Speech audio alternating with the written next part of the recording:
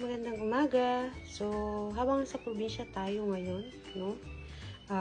Meron kaming mga ilang naaning kamuting kahoy o sa Ingles ay kasaba, no? So, common na niluluto dito ng mga taga-probinsya o sa Manila is nilalaga, no? Yung iba naman nag-e-enjoy na pag sinasawsaw lang sa asukal.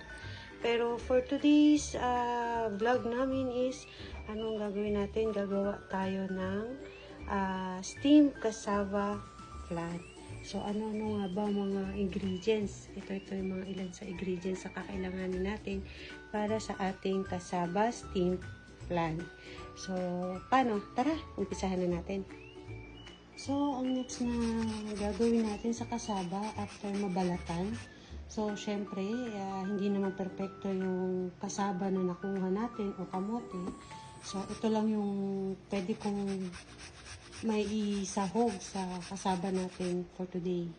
So, ngayon gagawin natin. And then, after this, ating pipigaan ng daktak niya. Para hindi naman mapasama sa gagawin nating kasaba. So, ito na po yung ginadkad natin na kamuting kahoy, no? O kasaba.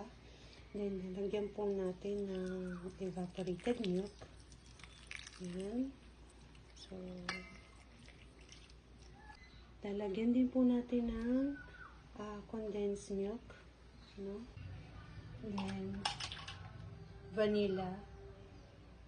So, wag lang po natin masyadong damihan.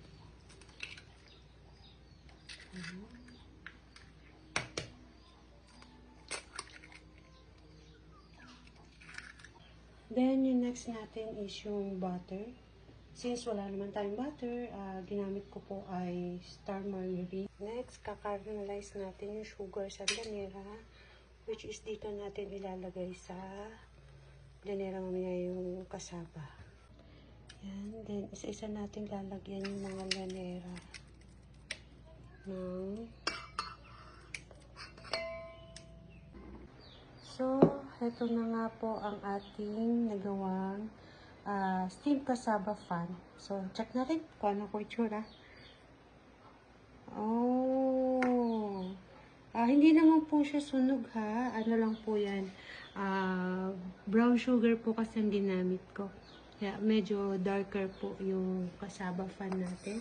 And medyo makapal-kapal din po ang pagkakagawa.